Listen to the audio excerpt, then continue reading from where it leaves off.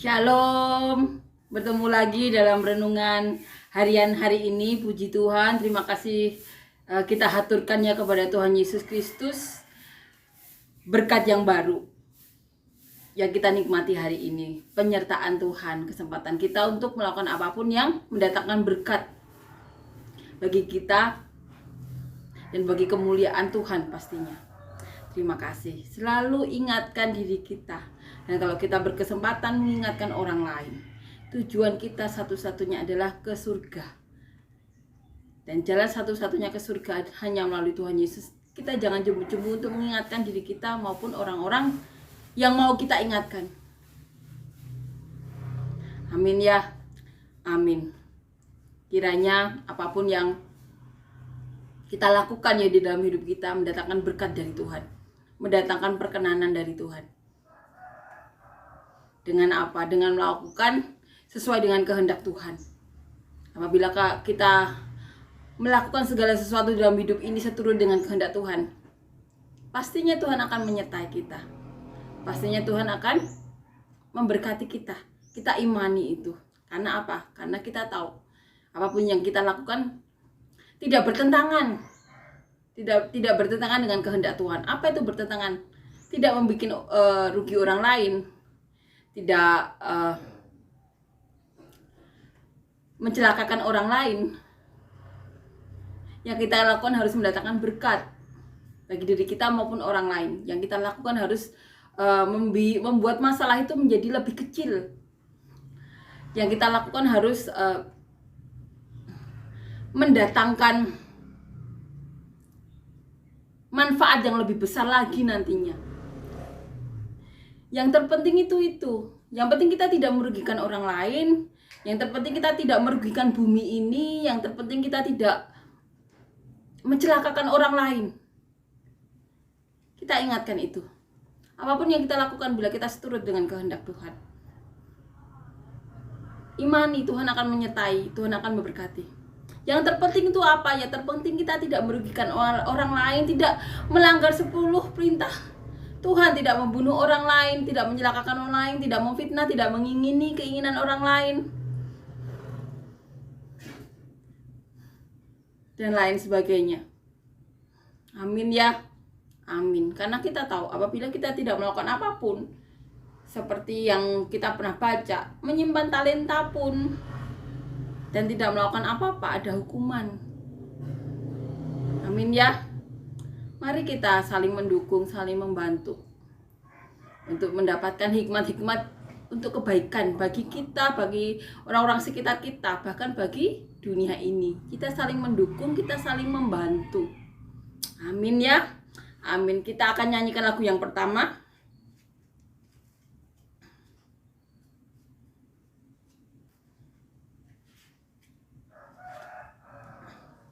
Bila engkau tak besertaku,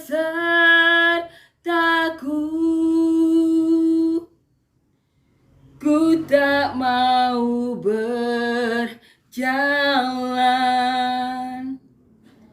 Ku perlu Tuhan, bimbing langkahku dengan kasih karunia-Mu. Bimbing langkahku setiap waktu, berjalan dalam Roh-Mu. Nyatakan Tuhan kemuliaan-Mu dan berjalanlah denganku. Amin ya. Puji Tuhan. Amin. Kita akan lanjutkan ya membaca dan merenungkan ayat firman Tuhan di kitab Kisah Para Rasul pasal yang kelima ayat 1 sampai 11. Ananias dan Safira. Ada seorang lain yang bernama Ananias. Ia beserta istrinya Safira menjual sebidang tanah. Dengan setahu istrinya, ia menahan sebagian dari hasil penjualan itu dan sebagian lain dibawa dan diletakkan di depan kaki rasul-rasul. Tetapi Petrus berkata, "Ananias, Mengapa hatimu dikuasai iblis, sehingga engkau mendustai Roh Kudus dan menahan sebagian dari hasil penjualan tanah itu? Selama tanah itu tidak dijual, bukankah itu tetap kepunyaanmu? Dan setelah dijual, bukankah hasilnya itu tetap dalam kuasamu? Mengapa engkau merencanakan perbuatan itu dalam hatimu? Engkau bukan mendustai manusia, tetapi mendustai Allah. Ketika ia mendengar perkataan itu, rebahlah Ananias dan putuslah nyawanya. Maka sangatlah ketakutan semua orang yang mendengar hal itu. Lalu datanglah beberapa orang muda, mereka mengapani mayat itu, mengusungnya keluar dan pergi menguburnya. Kira-kira 3 jam kemudian masuklah istri Ananias, tetapi ia tidak tahu apa yang telah terjadi. Kata Petrus kepadanya, "Katakan kepadaku, dengan harga sekian tanah itu kamu jual?" Jawab perempuan itu, "Betul sekian." Kata Petrus, "Mengapa kamu berdua bersepakat untuk mencobai Roh Kudus? Lihatlah, orang-orang yang baru mengubur suamimu berdiri di depan pintu dan mereka akan mengusung engkau juga keluar." Lalu rebahlah perempuan itu seketika itu juga di depan kaki Petrus, dan putuslah nyawanya. Ketika orang-orang muda itu masuk, mereka mendapati dia sudah mati. Lalu mereka mengusungnya keluar dan menguburnya di samping suaminya. Maka sangat ketakutanlah seluruh jemaat dan semua orang yang mendengar hal itu. Ananias dan Safira. Kisah yang bertentangan atau kebalikan dari Yusuf yang disebut rasul-rasul Barnabas yang kemarin kita baca. Dia menjual ladang miliknya, lalu membawa ke uangnya dan meletakkan di bawah kaki rasul-rasul. Berbeda dengan Ananias dan Safira. Saat itu Ananias dan Safira berniat melakukan hal seperti Yusuf atau disebut Barnabas dan orang-orang lainnya, di mana mereka menjual rumah dan miliknya, ladang dan lain sebagainya, dijual dan diletakkan di bawah kaki rasul-rasul dan kemudian dibagikan. Ananias dan Safira juga melakukan hal seperti itu, tapi bedanya mereka melakukannya dengan ada niat atau seperti tidak rela. Taruhlah tanah itu dijual 1 juta, tapi dikatakan laku 800. Uangnya sebagian disimpan. Petrus saat itu mendengar suara Roh Kudus pastinya. Nanti kalau ada yang mendengar cerita ini, mereka heran kok Petrus membunuh Ananias dan Safira. Nyawa manusia itu ada di tangan Bapa, di tangan Allah. Petrus tidak berkuasa atas nyawa Ananias dan Safira, tapi Roh Kudus di dalam diri Petrus memperkatakan hal-hal yang didengarnya dari Tuhan Yesus. Ananias dan Safira itu menjual tanahnya, tapi sebagian disimpan. Petrus berkata, "Mengapa kamu melakukan hal itu? Padahal kalau tanah itu tidak dijual, tanah itu tetap milikmu. Dan kalau tanah itu dijual dan kamu simpan, uangnya itu tetap milikmu." Maksud Petrus, kalau tidak rela, tidak usah sekalian. Kenapa harus menaruh di kaki rasul-rasul, tapi dengan menyembunyikan angka yang sebenarnya? Ada ketidakjujuran. Di sini Petrus mendengar suara Roh Kudus mengasih tahu kalau Ananias dan Safira tidak jujur mengenai jumlah uang yang diterima dari hasil menjual tanahnya.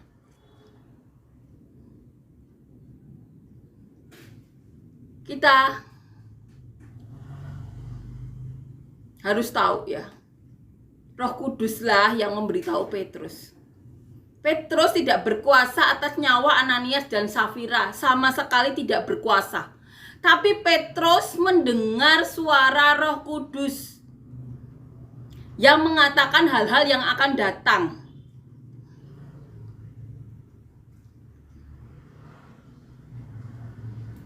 Ananias dan Safira mengajarkan kita untuk mempunyai ketulusan saat memberi kepada bait Allah atau gereja atau apapun. Karena Tuhan kan yang melihat hati ya.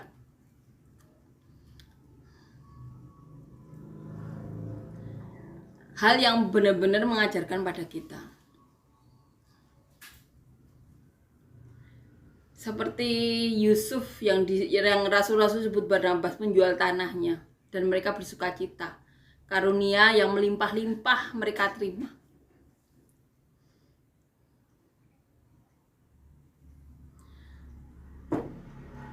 Dan mereka membagikan dengan sukacita. Ada ketulusan di dalam kelompok mereka saat itu. Nah, ini ada dua orang yang berbeda dengan lainnya. Petrus mengajarkan, kalau kamu tidak rela, mending tidak dijual. Tanah itu tetap milik kamu. Dan kalaupun dijual, kalau tidak rela dengan memperkatakan sesuatu yang tidak benar, mending uang itu disimpan. Kalau bahasa kita seperti itu ya.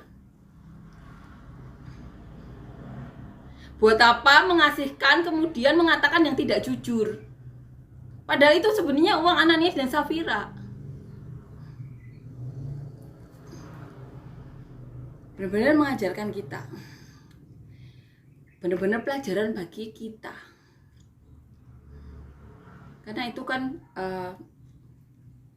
seperti tugas Tuhan Yesus yang memberi makan 5.000 dan 4.000 orang. Tuhan Yesus menengadahkan roti dan ikan kepada Bapa. Nah, kemudian saat mereka berkumpul 5.000-an orang laki-laki, belum perempuan dan anak-anak itu, mereka untuk memenuhi kebutuhan menjual tanah dan miliknya. Menjual tanah dan miliknya pun dengan sukacita. Makanya ada kasih karunia yang melimpah-limpah, tidak ada satupun yang kekurangan. Tapi saat ada Ananias dan Safira ini yang hatinya tidak rela saat mempersembahkan itu, Tuhan juga tidak mau terima.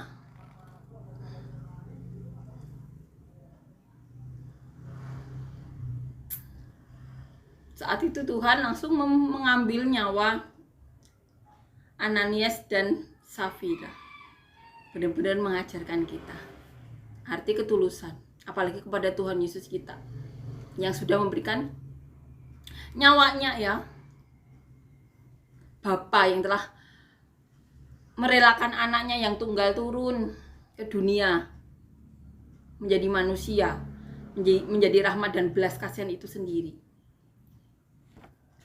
Allah Bapa yang mau menyelamatkan janjinya kepada Abraham bahwa keturunan Abraham akan menjadi berkat bagi banyak bangsa.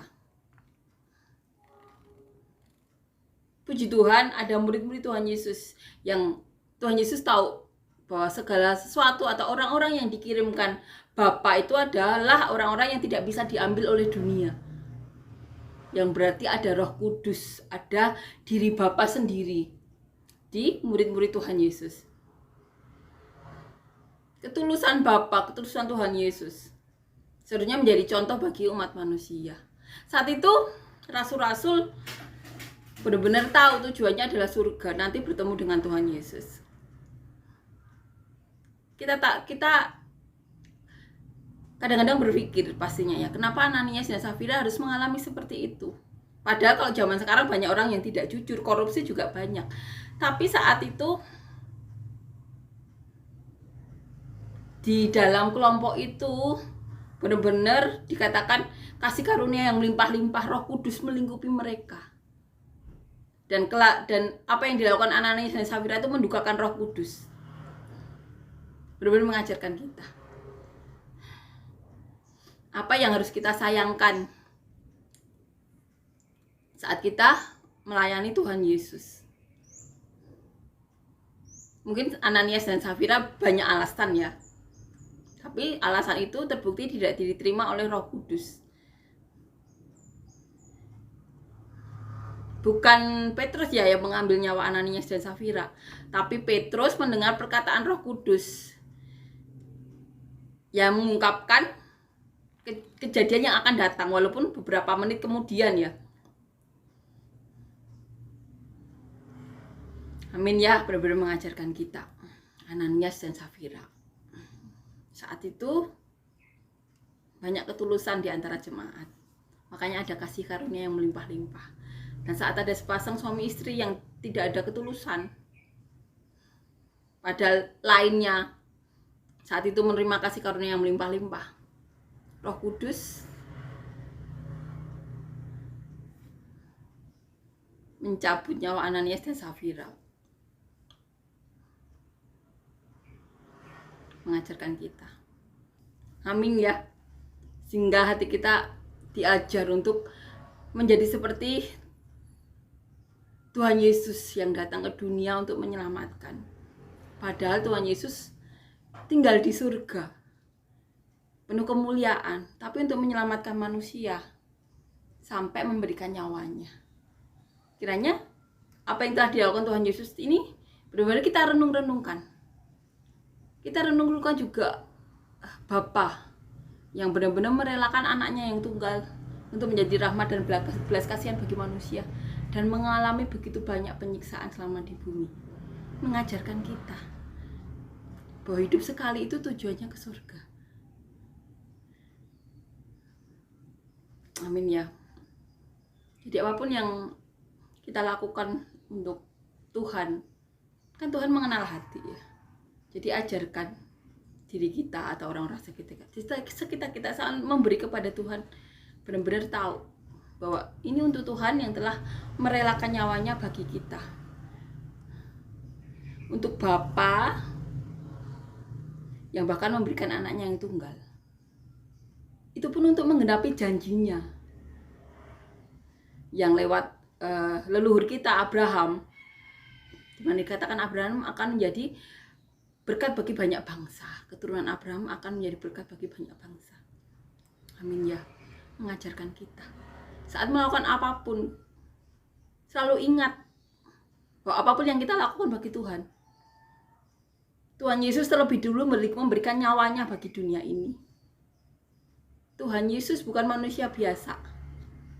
Itu adalah Tuhan, bagian dari Bapa. Seperti Roh Kudus yang merupakan bagian dari Bapa. Itu turun. Di saat kita melakukan apapun, ajarkan kita. Itu butuh latihan, butuh proses. Tapi dari kejadian Ananias dan Safira ini benar-benar mengajarkan kita. Amin ya. Untuk melakukan sesuatu bagi Tuhan, ingat Tuhan terlebih dulu menyelamatkan umat manusia, datang ke dunia untuk menyelamatkan kita. Karena apapun yang kita lakukan ya, saat kita memberi itu sebenarnya kan memberkati orang-orang di dunia ini juga yang saat ini masih ada di bumi. Itu tugas kita untuk saling membantu, karena dengan kita meringankan atau bekerja sama saling meringankan beban, sadar nggak sadar beban kita juga diringankan. Karena kita tidak tahu ya, suatu saat kita membutuhkan bantuan juga. Karena dimuliakan atau tidak dimuliakan, Tuhan Yesus tetap Tuhan, Bapa tetap pemilik surga. Amin ya. Ananias dan Safira benar-benar mengajarkan kita. Benar-benar mengajarkan kita untuk jangan mendukakan Roh Kudus. Amin ya. Untuk saat melakukan sesuatu untuk orang-orang yang Tuhan titipkan dalam hidup kita, ingat Tuhan Yesus terlebih dahulu mengorbankan dirinya bagi dunia. Tuhan terlebih dahulu mengorbankan dirinya bagi dunia. Amin ya. Amin. Kita akan nyanyikan lagu yang kedua.